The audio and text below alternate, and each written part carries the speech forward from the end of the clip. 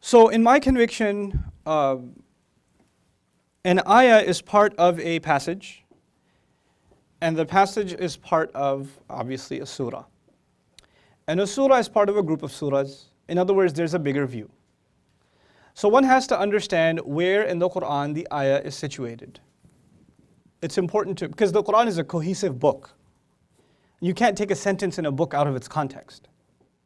Right? So if we're talking about a very powerful ayah, then we got to look at what surah is it in? Within that surah, what passage is it in? Where is that surah itself? Some things, not just about that's all what I'm discussing at the moment is the textual context. And then there's a historical context. And the historical context is, when was this surah revealed? Are there any commentaries on when this particular ayah was revealed? Or these set of ayat were revealed? Is there any discussion about that? All of that background information helps shape my thinking about the ayah itself. If I don't do my homework on that background, then I'm going to come to very different conclusions about what the ayah is talking about. It'll completely change my view on what the ayah subject matter actually is. Right? This is, and textual context is of the utmost importance in Quranic studies. Allah says, اعلموا أن الله يحيي الأرض بعد موتها. Surah Al-Hadid. He says, you should know that Allah gives life to the earth after it had died. Allah gives life to the earth after its death. Now what do you think it's talking about? Plants. Plants. The earth is dead, it rains, and then plants come back to life. But the ayah before talks about hearts becoming hard. فَقَسَتْ قُلُوبُهُمْ وَكَثِيرٌ مِّنْهُمْ فَاسِقُونَ اعْلَمُوا أَنَّ اللَّهَ يُحْيِي الْأَرْضَ بَعْدَ مَوْتِهَا. Their hearts became hard, many of them are corrupt. You should know Allah gives life to the earth after it had died. Now what's the ayah talking about? Just like the lifeless earth can be brought back to life, dead hearts, still hearts, hardened hearts can be brought back to life. Did the context of the ayah change our understanding? Did it influence? Sure. It brings a new flavor to the text. It brings a new understanding to the text that you wouldn't have had in isolation. The ayat are beautiful in isolation, but they are also, our understanding of them is when they are together, when they're in a flow, because it's part of a khutbah that Allah has revealed. It's part of a kalam that Allah has revealed, and kalam has to have flow. It has to have continuity. So that's one thing that's really important. Now the way I approach that is something that I learned from the writings of Amin Ahsan Islahi. It was further refined by the speeches, the lectures given by Dr. Isar Ahmad on this particular topic on coherence. I read previously and took extensive notes on Mustansir Mir's analysis of coherence in the Qur'an. The bottom line of all of which is the following. Basically, the Qur'an is, number one, a cohesive text. It's made up of several large sections. Each large section has a compilation of two kinds of surahs, Makki and Madani. So each large section of the Qur'an, you can divide the Qur'an into 7 large sections, and each large section has a group of Makki and a group of Madani, maybe at least one Makki and a bunch of Madani, or at least one Madani and a bunch of Makki, like that. Okay, and Islahi, for example, would argue that the first main section of the Qur'an, this is not the same as Hizb, by the way. He's looking at it from a literary perspective. He would argue the first main Hizb of the Qur'an is actually Fatiha, the Makki, and then Baqarah, Ali Imran, Nisa, and Ma'idah, the Madani. So those 5 make the first portion of the Qur'an. So those two complement each other, meaning Fatiha is complemented by these 4 surahs as a whole. Okay? And then those 4 surahs also have a relationship with each other, and they form group 1. And then there's group 2, and there's group 3, and group 4. And by the way, by the time you get to the end of the Qur'an, you have the shortest Madani section and the longest Makki section, so it's actually reversed from where we started. Okay? It's flipped from where we started when you get towards the end. Anyhow, the surah, or Surah An-Nur in particular, when I talk about its overall context, you'll see why it's important to note that it's a Madani surah, and it belongs to a group of surahs, and that it's paired with another surah. It's beautiful that it's paired with another surah historically, and it's also paired with another surah in a literary sense. And what's also beautiful is that this other surah is not next to it. It's actually further away. They are apart between each other. There's a gap of Makki surahs. So this is a Madani surah. There's a bunch of Makki surahs. So this is surah number 24. So 25, 26, 27, 28, 29, 30, and 31, and 32 are all Makki. The next Madani surah is actually a sister to this surah, Surah Al-Ahzab. They're very close to each other. They're close to each other in revelation, they're close to each other in subject matter, and they complement each other very, very beautifully. Okay? So understanding something about how these two are tied together is also going to be important when we study the overall context of this surah. So that's the first thing, the placement of a surah in the Qur'an. The second thing is the structure of a surah itself. A surah is made up of several subject matters. Mufassirun have disagreed, those who concern themselves with the subject of nazm, of how the subject matters are broken apart. But one fantastic resource that I used to rely on forever and ever and ever was Islahi's work. I think he did a fantastic job tying the passages together and breaking the passages up. But Jazakallahu khairan Shaykh Abu Bakr, I'm obsessed. Mawsu'at al-Tafsir al-Mawdu'i is an invaluable resource. It is actually an incredible, incredible resource. I'll write that here. Mawsu'a al-Tafsir al-Mawdu'i. This is like 20 people working on a comprehensive tafsir of the Qur'an. And one of your goals of learning Arabic is that you can read this tafsir. If you can read this tafsir, you're fine. You're good. You're set. This is a summary of, like it's authenticating the classical aqwal about what has been said, the context of revelation, all been verified, authenticated by a panel of 20 scholars.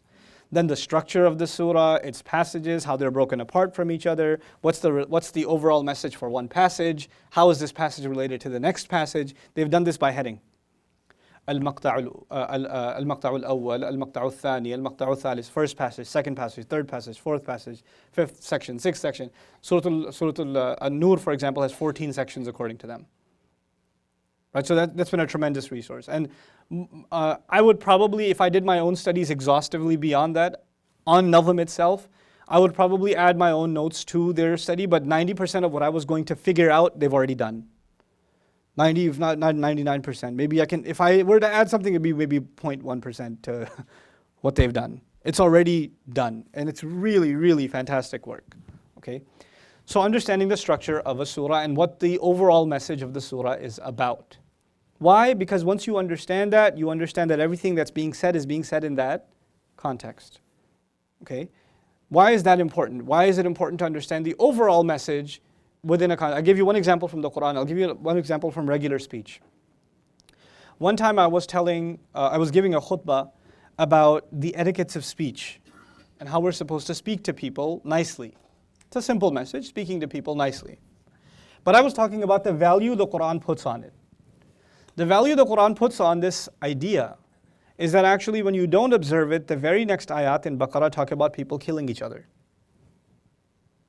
وَقُولُوا لِلنَّاسِ حُسْنًا وَأَقِيمُوا الصَّلَاةَ وَآتُوا الزَّكَاةَ ثُمَّ تَوَلَّيْتُمْ وَأَنْتُمْ مُعْرِضُونَ ثُمَّ أَنْتُمْ هَؤُلَاءِ تَقْتُلُونَ أَنفُسَكُمْ. Allah talks about you're going to talk to people nicely. You're going to talk to people nicely. One of the injunctions given to the Israelites. It seems like so basic. Talk to people nicely. I learned that in 2nd grade. My mom keeps telling me, talk to your sister nicely. She doesn't say it nicely, but she means. So why is that so complicated? And the very next ayah says, you were the same people killing each other. How does infighting begin? Propaganda. What is propaganda? Language. Words. Propaganda is nothing but words. There was a report this morning on NPR about Rwanda and the music industry in Rwanda and how Rwanda 20 years ago had a genocide. And now there's love songs, in the air. Everybody's making love songs. Even the hip hop artists are talking about unity and love in Rwanda. And they say, how come you guys don't write anything about the genocide? It's such a big part of your history. It scarred you so badly. How come there's no music about the genocide? And you know what overwhelmingly the artists are saying? First, we don't want to remind ourselves. We know it happened. But if we bring it up, we're still a volatile society. A song itself could stir up violence. We're terrified that one song about one tribe, I say something nice, even if I don't say something bad, if I say one thing too nice about one tribe, or if I praise the president or something, we don't know if killing's going to start again. Speaking is a pretty big deal. So I was talking about Bani Israel. Allah told them, قُولُوا لِلنَّاسِ حُسْنًا. After the khutbah, a brother comes up to me and says, why are you talking about the Jews? You should give a khutbah about Muslims. Now my entire khutbah was about Muslims. And I was telling ourselves, our congregation, how we should take advice from Banu Israel. I was like, when did you come to the khutbah? He goes, 5 minutes before Salat. I was like, but you didn't understand what I said. There's a context. It doesn't matter what you said. That's what you said. I was like, there's a lot more that I said. But if you take it out, then you're like, he's not even talking about Muslims. He's giving us a fun history lesson about the Jews or something. You know, why don't you care about Muslims and how they speak, etc., etc. You know, context can change everything. Can make something relevant, irrelevant, if you pull it out of context. So that's going to be a key in us appreciating the ayah that we're going to be studying. Understanding the passage it's in, its relationship to other passages, and the overall message of the surah. We're going to have to deal with that, okay? Then when you get to an ayah, then my own methodology, this is the context studies, this is the groundwork. This is the hardest part in my opinion. Then the easy part begins. That's research. The next part is research. And research is about this ayah, first of all, what are the classical positions? Are there extensive conversations about historical context? Are there reports from Sahaba or even a hadith of the Prophet ﷺ related to this particular ayah? And if so, what are they and how are they to be not just read but analyzed? Studying history is one thing, knowing history is one thing, analyzing history is something entirely different. Somebody can know all the facts about Hudaybiyah, but not be able to analyze that history. Right? Historical analysis is really, really important, not just historical data and information.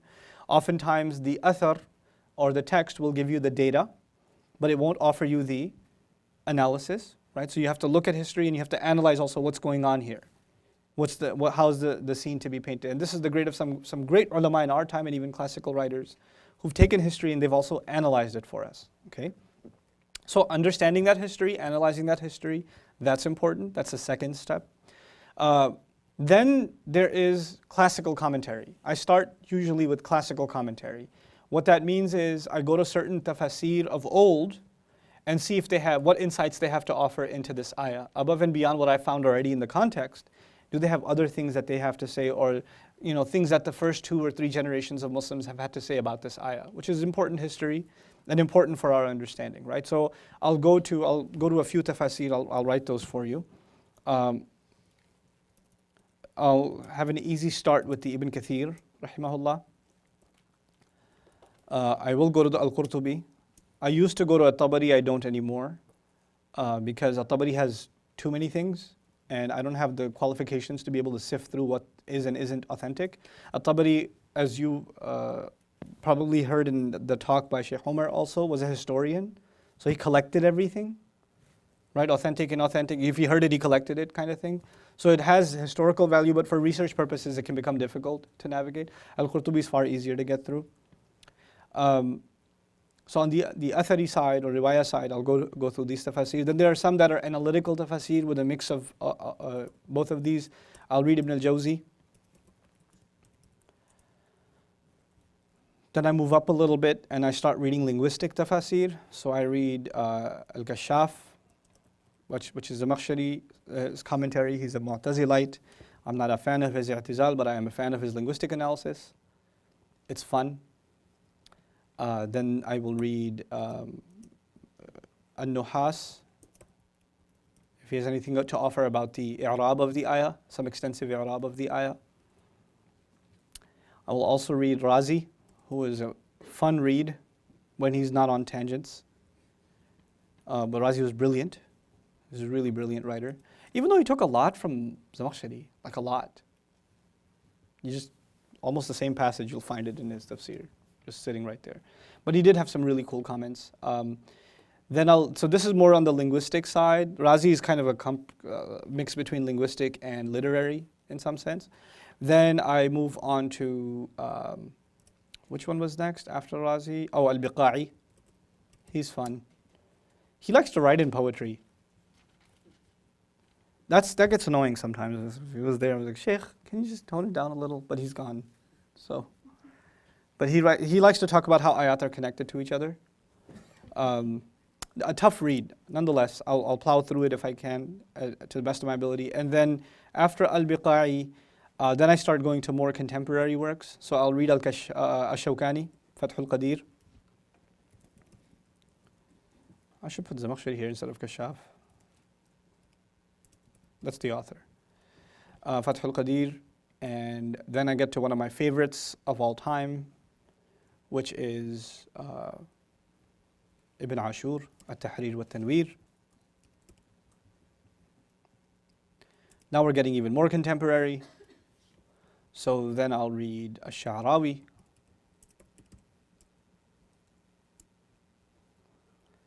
And after Sha'rawi is done, then I will read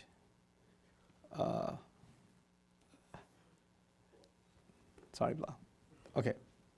Then I'll see if there's any linguistic commentary or some cool nuances mentioned by Dr. Samir Rai on the ayah. And then I will go to Sha'rawi, then Samir Rai. Then, okay, now I'll listen to the Dars of Ratib al-Nabulsi on the ayah, of course, because he's like the loving, cuddly grandpa of tafsir. It's so nice to listen to him. You feel like he's just patting you on the back when you're listening to him. It's so, you just want to cry. You turn into a baby when you listen to him. He's got this very fatherly tone to him. It was wonderful. Okay, so now I'm done with the Arabic side, Arabic tafsir side, and then I'll go to listen to or read Islahi. These are Urdu sources. Islahi, and then on QuranExplorer.com there is Sheikh, what's his name? I always forget his name. From Chicago, Triple IE, the Al-Jinn Madrasa. Anybody know? Maulana? No. Thank you. Maulana Abdul Salim. Maulana Abdul Salim has a complete tafsir of the Quran recorded on audio tape, and they turned it into MP3s. It's on QuranExplorer.com. Fun listening. I will read the Maulana, Taqi Uthmani, his father. Why am I blanking on names today? Mufti Shafi', yeah, Tafsir Mufti Shafi'. Ma'arif al-Qur'an. I'll read him. I'll listen to Dr. Isar Ahmed's dars if it's detailed. He had two kinds of durus, Bayan al-Qur'an and Dars al-Qur'an. If Dars al-Qur'an is available, it's golden. Oh my God, it's amazing. But it's very rare. It's not for the whole Qur'an. He did it for a few surahs. The ones he did though are, boy, that's some amazing stuff. The guy was incredible. He studied Western philosophy extensively and used to refute it in his lectures sitting in Lahore. People didn't even know what he's talking about. He's like quoting Kant and Nietzsche and he knows it. Like, he was invited to the Society of Scriptural Reasoning over here in the 90s. And these professors from like Hartford Seminary and, Yale are sitting there like, how does this guy know this stuff? And just ripping them apart from Surah An-Nur. It was amazing. It was a thing to watch. Dars al-Quran. They're called Dars al-Quran, if available. Very hard to find, but I have tapes. That's why I have a tape player in my house. Because of him, I have a tape player in my house. Yep, you just gotta have it. Seriously. So now this is the tafsir studies. Then there's the word study.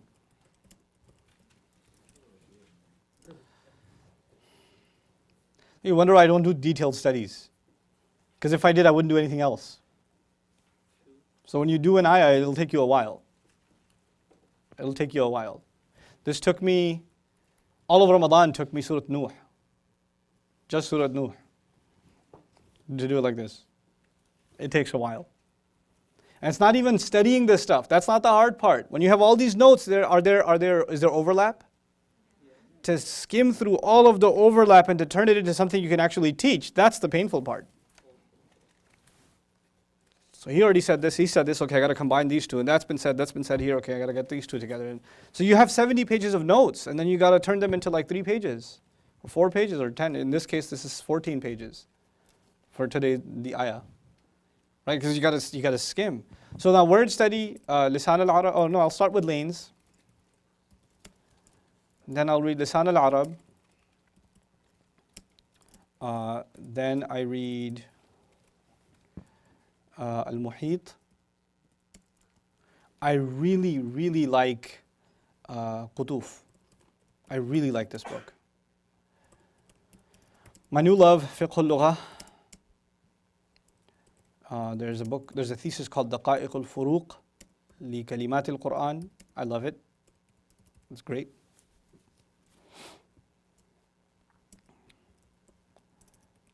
Taj al-Urus. And then the Urdu sources are, and sometimes, not all the time, I'll go to Mutaradifat al-Qur'an. Or, no, Mufradat al-Qur'an, sorry.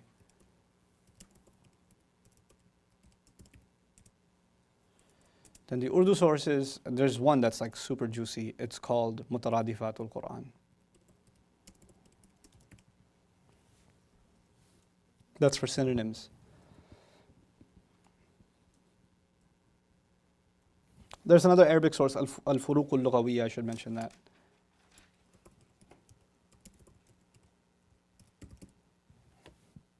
Again, synthesizing, like going through this stuff and kind of taking what you need to draw, to skim, and get to like, okay, here's where we're at. How much do you water them down? I wouldn't call it watering it down. I would actually call it summarizing, because a lot of information is overkill for teaching purposes. Like for example, they'll take a verb like, we're going to do khimar, probably not today, but we're going to do khimar, right? And when we do it, well, how did the Arabs use it? And they show you like 100 phrases in which they use the word khimar in different ways. Right, so I could walk you through all of it, and you're going to feel the pain when I do walk you through some of it even, because some of it is a couple of pages, right? But there's a lot more, so when there's redundancy like that, I say, okay, well, we can skip some of that stuff. Point made through examples A and B. You're convinced, I don't need to convince you more of the same point through 80 more examples, right? So I'll try to eliminate some redundancies from it. When I do teach for a tafsir lecture, like, when I started this process with Juz Amma, boy, I had to not talk about 80% of what I studied. I had to there's no time. People are going to go crazy, man. Just teaching Juz Amma took me 3 years.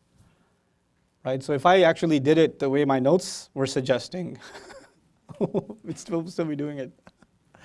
Juz Amma wouldn't get, so you got to decide between functional and, overkill, kind of, right? So anyway, this is not how I study for any which ayah. This is when I've decided to study an ayah, I'll take this method. And then, fuse all the notes together and put it all together, and then, okay, now I'm ready for an ayah.